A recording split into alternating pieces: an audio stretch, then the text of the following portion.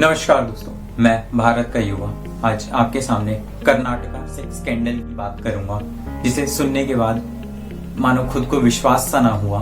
2976 video, जी हाँ 2976 अश्लील video जब समाज के सामने आती हैं तो मानो कोहराम सा मच जाता है। इसमें तमाम महिलाएं, औरतें मौजूद हैं, पर सवाल यह है कि औरतें, महिलाएं हैं कौन? पुलिस वाली, सरकारी कर्मचारी, पार्टी की मेंबर, पंचायत की मेंबर। जब ये सारी 2976 वीडियो आम होती है तो लोगों को एक तरफ विश्वास ना होता कि ये क्या हुआ है कर्नाटका में। कर्नाटका के हासन से निकला हुआ ये सारा सेक्स स्कैंडल आज पूरे देश में सनसनी मचाए हुए है। पर मुद्दा ये है कि ये सारा सेक्स स्कैंडल अचानक से आया कैसे, ये सारी तमाम वीडियोस अचानक से लोगों में आम कैसे होती हैं, और इसमें मुख्य आरोपी हमारी 11वें प्रधानमंत्री के पोते प्रज्वल रेवन्ना को कैसे बताया जाता है। कर्नाटका के हासन शहर में सेकेंड फेज का चुनाव जोरों शोरों पे था कि तभी इसी 20 अप्रैल को हासन शहर के बसों में, बाजारों में, लोगों के घरों में एक पेनड्राइव सर्कुलेट की जाती है, और उन पेनड्राइव को जब खोल के देखा जाता है तो उसमें प्रज्वल रेवन्ना तमाम औरतों, महिलाओं के साथ अश्लील वीडियोज में कैद है।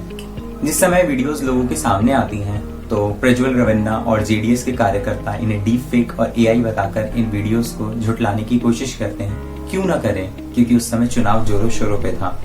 परंतु जब वहां के पुलिस थाने में प्रज्वल रेवन्ना की एक्स होममेड जब वहां जाती हैं और वह वहां पे अपना बयान दर्ज कराती हैं, जिनमें वो बताती हैं कि प्रज्वल रेवन्ना की वाइफ जब घर से निकल जाया करती थी तो प्रज्वल रेवन्ना मेरे साथ बहुत सारे अत्याचार किया करते थे, मुझे गलत जगहों पे छूते थे, और इन सब का विरोध करते हुए जब मैंने प्रज्वल रेवन्ना के पिताजी को ये सारी बातें बताई तो उन्होंने मुझे चुप रहने को कहा और उन्होंने भी मेरा शोषण करना शुरू कर दिया। हद तो तब हो गई जब उनकी बुरी नजर मेरी बेटी पर भी पड़ी थी। तो इन सब चीजों को बताते हुए उन्होंने कहा कि जब हद से पार बातें हो गई तो मैंने उनके घर में काम करना छोड़ दिया। और जब ये वीडियोस लोगों के सामने आती हैं तो मुझे लगता है कि यही सही समय है मुझे आप लोगों को ये सारी बातें बताने का। इन सब बातों को मद्देनजर रखते हुए पुलिस वालों ने प्रज्वल रेवन्ना के ऊपर कई मुकदमे दर्ज किए हैं, जिसमें 506, 504, 354A, 354D मौजूद है।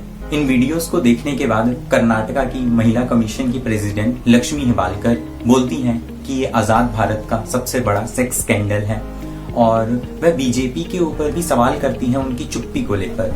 देखिए, इस बार के चुनाव में कर्नाटका में जेडीएस और बीजेपी का गठबंधन है। अब होता ये है कि जेडीएस वाले हासन शहर से प्रज्वल रेवन्ना को टिकट देते हैं। अब आप खुद सोचिए, क्या बीजेपी वाले जेडीएस रेवन्ना का पास्ट खंगाल कर नहीं देखे होंगे?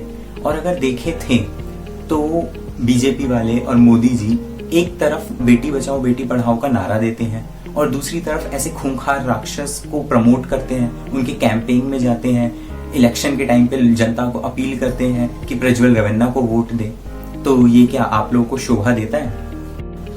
खैर, 26 अप्रैल को चुनाव होते हैं और मीडिया और जनता के प्रेशर के कारण कर्नाटका पुलिस एसआईटी का गठन करती है, स्पेशल इन्वेस्टिगेटिंग टीम। और जब ये एसआईटी टीम रेवन्ना के घर जाती है तो पता चलता है रेवन्ना वहां से फरार है, वो जर्मनी भाग चुके हैं। इस पे प्रियंका गांधी जी अपना बयान देती हैं, जिसमें वो बताती हैं, मैं पूछना चाहती हूँ मोदी जी क्या कहते हैं इसके बारे में, क्या कहते हैं हमारे प्रधानमंत्री इसके बारे में, हमारे गृह मंत्री क्या कहते हैं इसके बारे में। कुछ समय पहले 3 दिनों के लिए मैं अपनी बेटी से मिलने गई, प्रधानमंत्री जी, गृह मंत्री जी बोलने लगे कि प्रियंका गांधी विदेश में गई है। जहां मैं जाती हूं इनको पता चल जाता है, जहां विपक्ष के नेता जाते हैं इनको पता चल जाता है, लेकिन इस तरह का अपराधी, इस तरह का राक्षस इस देश को छोड़ के चले जाता है और इनको पता नहीं चलता। हम कैसे यकीन कर सकते हैं इस बात पर? अब खबर ये आ रही है कि जेडीएस वालों ने प्रज्वल रेवन्ना को उनकी सीट से हटा दिया है और उनके जर्मनी से आने का इंतजार है। उम्मीद यह है कि प्रज्वल रेवन्ना को जल्दी से जल्दी भारत लाया जाएगा और उस पर सख्त से सख्त कार्रवाई की जाएगी। पर हमें ये सब चीजें अभी भी सवालों में झंझोर के रख देती हैं कि क्या आज भी हमारी महिलाएं, हमारी बहनें सेफ हैं? क्योंकि ऐसी न्यूज हमारे भारत में एक कालिख का काम कर रही है। जय हिंद।